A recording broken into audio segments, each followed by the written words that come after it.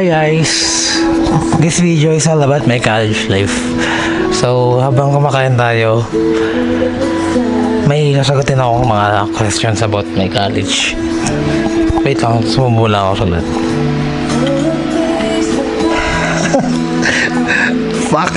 Fuck this bro.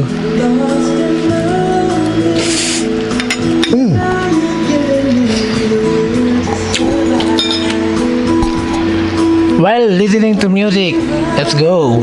So, I asked ChatGPT to make me a question about the college. And I will kwento guys. Wala akong magawa. Okay, first question. Kamusta yung first day mo sa college? Nakaka-overwhelm ba or chill lang? So, ang first day ng college ko, sakto lang. Online kasi yun nata, 1 week kami online. And then, next week nun, hindi na kami online. Bali Martes ata yun. Ang ano namin nun, business yun. Sabi ko nga, first day ko. Oh, first day na yun, it's okay lang, chill lang din. Wala masyadong ganap. Pero nung kwento ko lang din nung nagpa-enroll ako. Pa-enroll ako lang pwede mag-isa. Like, wala akong kilala, wala akong kasama.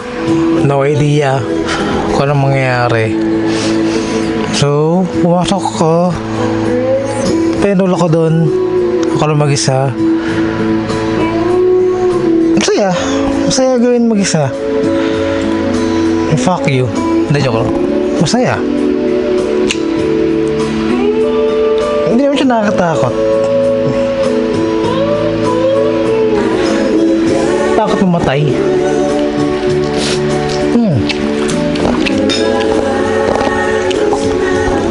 Hindi siya nakakatakot, hindi siya nakakaba.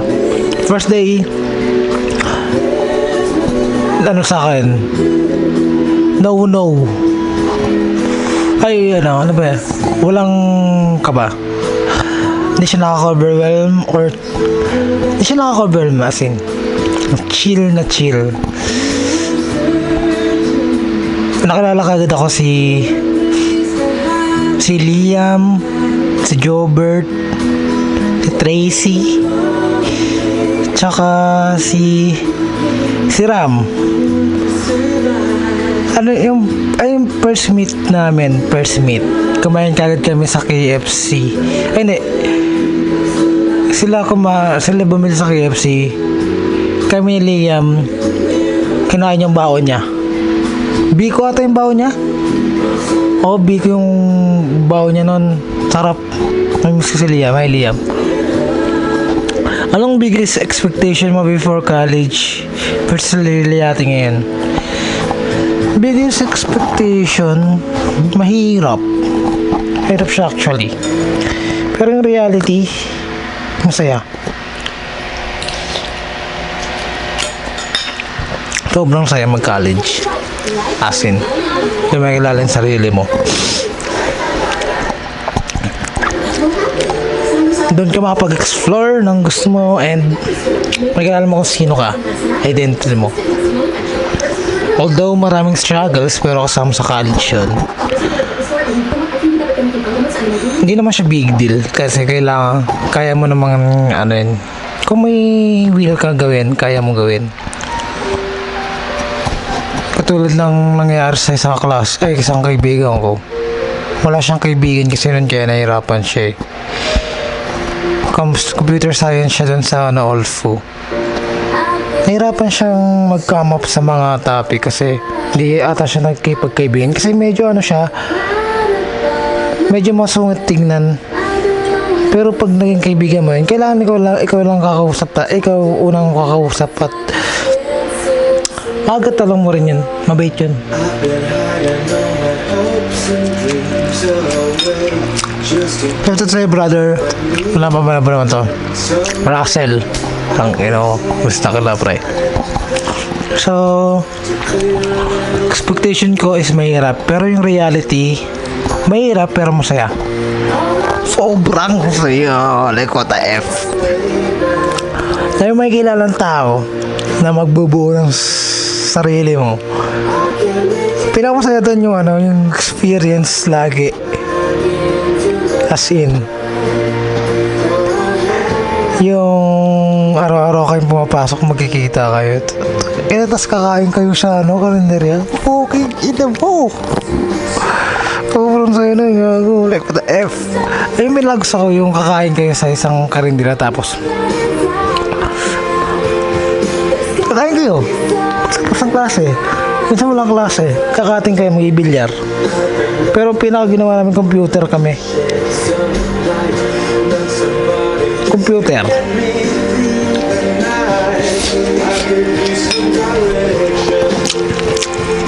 Sa Oni. Tabi yun ng tabi ng Watson sa taas, second floor. Yun, sa taas yan. Sarap mag-computer doon. So yun na nga. Expectation ko mahirap pero ang reality, mahirap na masaya. Next.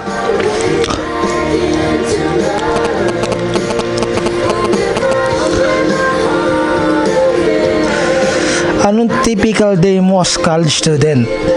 From pagising hanggang matulog. First year kasi namin online class eh. Tsaka blended learning kami. MWF online. And then Thursday yata online, tapos Monday. Ayan, basta yun. So, ang typical day ko is gigising ako ng maaga. Hindi na maaga. Normal na araw lang din. Like, gigising ka kung anong gusto mong gising. Gumising ako kung anong oras ko gumising. Panghapon naman ako eh. So, gigising ako mga 10. Kain. Pag may pagkain, kakain. And then, ayun, papasok ng 12, magbihis. Pasok. First year pa ako nito. Yung first year, medyo wala pang ganap. Pero masaya, kahit wala akong computer nun. So yun, kasama ko yung mga klase kong bagong kilala. Uwi, tulog. Ay hindi, may pag-inuman pagtapos. Tas tulog na pagdating, tas bigising ulit bukas, pasok ulit. Ganun yung rotation. Mga 3 beses inuman o 4 sa isang linggo.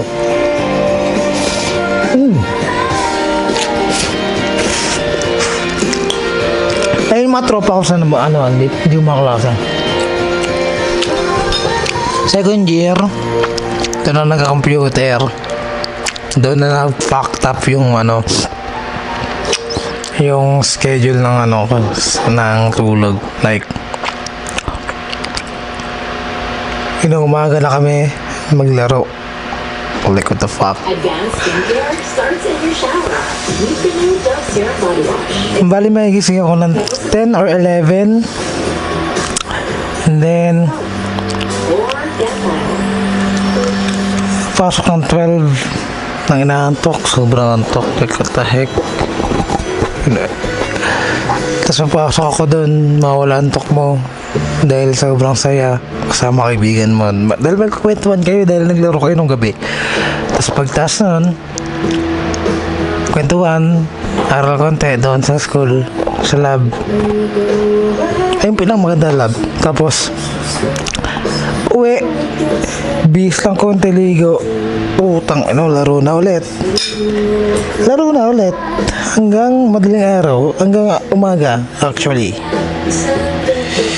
yung pinaka masaya sa akin second year, kasi hindi naman, may mga din ako.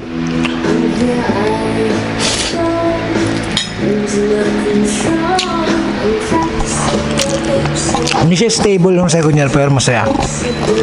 Kasi wala siyang ginagawa. Wala masyadong ginagawa second year. Ngayon, puro kami laro. Laro na ng laro. Third year, dito na dito na yung mahirap. Pero doon na kayo nagkakilala eh. Nakikilala nyo talaga yung isa't isa. Ang hirap na kasi dito na lumalabas yung mga major subject nyo talaga. Like nagsama-sama sila sa stress. Pero stress, hindi naman ako na-stress ng sobra. Ang pinaka na-stress ako is dun sa capstone 1 tsaka capstone 2, which is mahirap talaga. Lalo na pag yung grupo mo hindi mo siya makaget along at di kayo magkaintindihan. Pero masaya kasi sama ko natapos nyo eh. Masaya kaya nun. Kagrupo sa Denver, CK tsaka si Kane. So una pa lang hinayaan ako sa Denver, which is una hindi ako makapag-isip kasi wala akong grupo.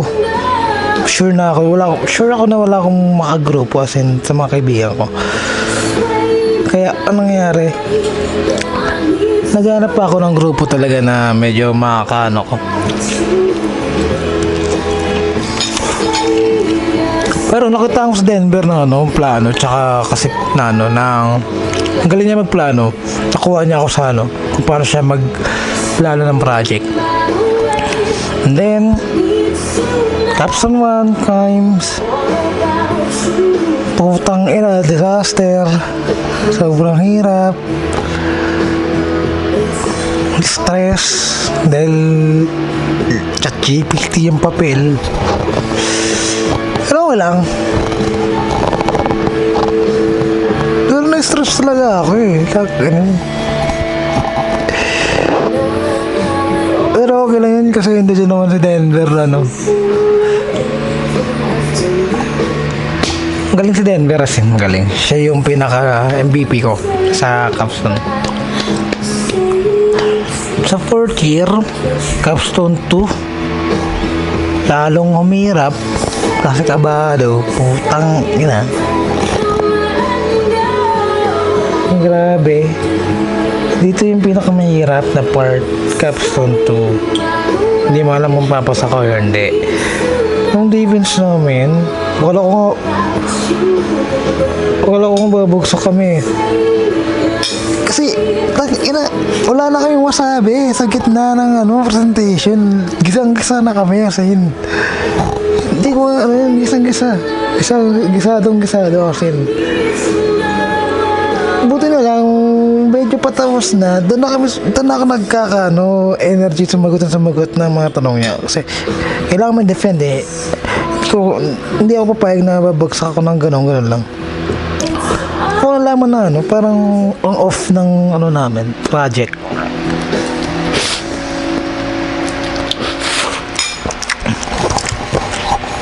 Sabi ng lead panelist, like simple as fuck lang daw, pero wala raw kwenta. Parang ako dun medyo nasaktan ako dun Parang na-realize ko rin na tama rin siya kahit paano. Pero may kwenta siya sa mga nagmamot. Pero baka siya hindi niya alam. Pero tingin ko rin eh. Pares kami ng Pero sa dulo nun, redeem lang kami. Ba? Redeem lang kami. Pre. Yung pinakamasaya doon, redeem lang. Actually, sobrang saya ako nun. Promise. Imagine, OJT na next nun. Ano ba yun? Pero, what? OJT na, tapos graduation na next. Pasado na ako. Oh my God.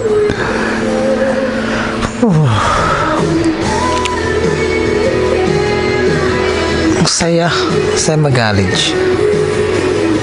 Tapos ngayon, OJT na. Tapos Kali, tapos graduation na sa July. Fuck! Ano ba yan? Graduation na. Next session na tayo. Utang, ina mo. May moment ka ba na gusto mo nang sumuko? What made you keep going? Utang, ina mo. Mayroon yung capstone na namin. Kasama ko sa Denver mag-crash out. Suko na ako dun kasi lahat ng revisions namin hindi tinatanggap. Like, what the F? Sabi mo yun, lahat ng papel, lahat, kailang revise na kami, pa-check ng pa-check, hindi siya tinatanggap ang arte ng panelist namin. Ang hirap niya kasi may specific words na gusto siya. Tapos, si Ken, ang hirap pa i-reach out, hindi nag-reply, kaya nangyayari ako na yung gumagawa. Tapos ayun, nakaka-stress. Pero si Kane bumawi naman. Capstone to, idol siya ng capstone to. Mas magaling siya sa akin ng capstone to. Bounce back siya dan.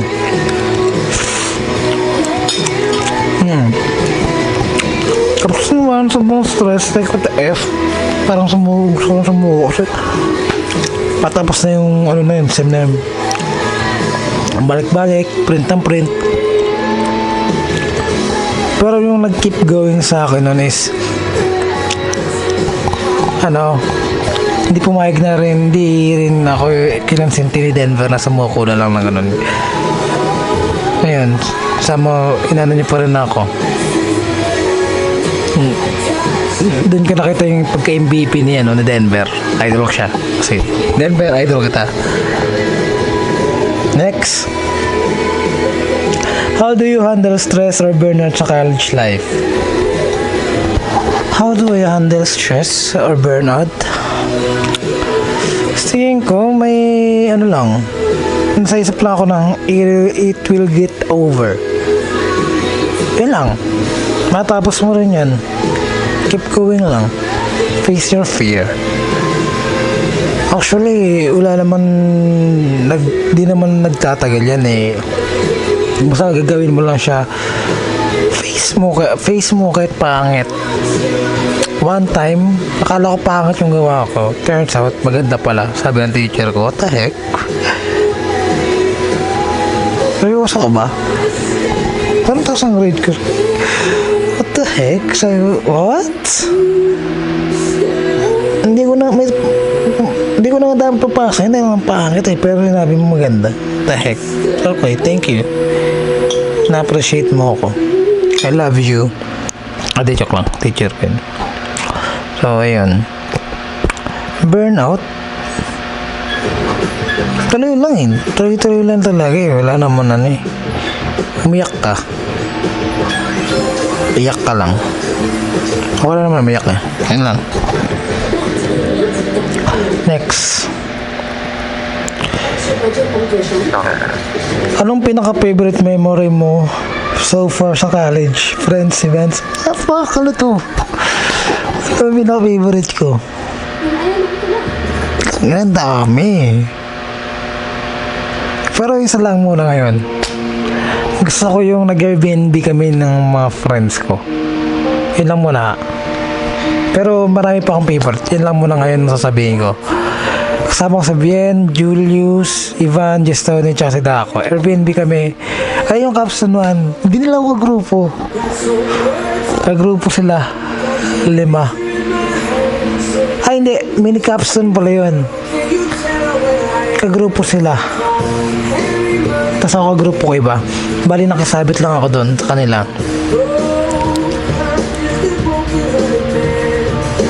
Hindi na nangyari. Naglaro lang kami doon. Tay, kung sa'yo, iwas ko na yun. O, isip ka na talaga Airbnb. Saya nun, luto, laro ng Uno, hindi natulog, Bernaldez natulog, gumawa ng system, pero tagin na, wala pang 10%.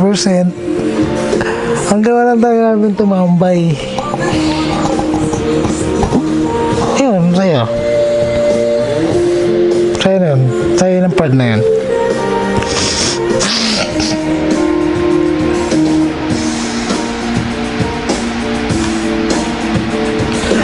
Prop ka ba na parang boss fight? Bakit siya ganun kahirap? Meron. Sa Entrep. 2 beses naman siya naging teacher. Entrep tsaka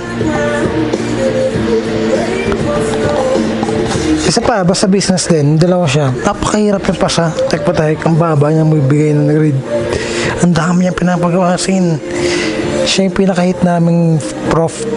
Kasi head siya ng head siya ng mga minor subject. Ayun nata yun. Hindi ko alam, basta ganun. Basta head siya. Hindi naman siya ipasa. Basta mabait ka lang. Lagi siya may defense sa uli. Ayun lang ginawa namin. Buti ako. Ang matindi dun, 93 yung grade ko. Yung report ko, sobrang ikli lang. Wala pa ata ako 5 minuto. Tapos na kagad ako.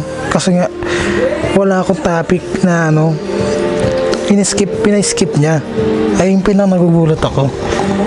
93 ako, samantala mga grupo ko nag-report 80. Pero okay, thank you. Thank you sa'yo. Boss fight ka man, pero alam ko nung ganun yung thank you pa rin. Umabot ka na ba sa point na tinatanong mo sarili mo kung tama pa ba tong course mo? Oo, nung 3rd year. Nung capstone 1, gusto kong mag-film eh. Yun pala yung gusto ko. Mag-film. Hindi ko alam kung gusto ko talaga siya, pero parang gusto ko siya pag-aralan. Pero gusto ko rin ng IT. Pipilitin ko gustuhin. Lang. Next, what's your lowest moment in college? Yung tipong gusto mo ng tipong drop. Yun nga yung college, yung capstone 1. Yung hindi naman mapasa yung capstone 1 na revision. So far, pinirma niya na nung sinabi niya yung gusto niyang word. Ayun lang pala yung gusto niya. Daming May time ba compare mo sarili mo sa classmates mo? How did you edit? May time na rin, pero hindi siya ganun ka nakaka-apekto sa akin kasi sanay na rin naman ako. Hindi ko naman ganun compare talaga sarili ko sa iba. Like, pag kinonfirm kita, hindi ako makasaktan. Kahit confirm niyo ako sa iyo lahat kasi may sarili akong face. Mas importante pa grades or connections sa akin. Simula nung nagka 2.75 ako, hindi na. Gusto ko lang makipag-connection. Masaya makipag-friends. May naging crush ka ba sa classmates or prof? Wala, papangit. Groupmates, blessing or biggest stress mo, may pabuhat story ka ba? Meron, marami. Sobrang dami. Sila kasi gumagawa eh. Dinala ko niya assign na Ayun lang. Thank you Lord. Nangopya ka ba or na-temp ka? Na-best na nangopya. Thank you Lord. Pinakamalaking lessons na natutunan mo outside academics. Be who you are. Marami kang makikilalang tao pag totoo ka sa sarili mo. How did college change you as a person? Siguro sobrang laki. Hindi ko makikilala yung gantong ako eh. Kasi saya talaga. Puro na lang masaya, putang ina mo. What motivates you to keep going kahit pagod ka na? Yung tuition, putang ina. Nawala ng scholarship visit na yan. Kaya, bawal tayo bumagsak. Uy, regular pa rin ako. Ano dream mo after college? And do you think you're on the right path? Anong dream ko? Hirap naman sagutin to. Siguro dream ko na lang katrabaho agad. I think I am the right path kito paano. Pero pag hindi, syempre hanapin pa rin natin. Rate your college life from 1 to 10 and bakit hindi 10? Siguro 8. Kasi siya, bakit hindi 10? Maraming problema. Kung gagawa ka ng title college yan para movie, puking ina mo. Drop one secret about your college life na hindi alam ng family mo. Hindi ko alam, wala akong secret. Yun lang guys, thank you, bye bye.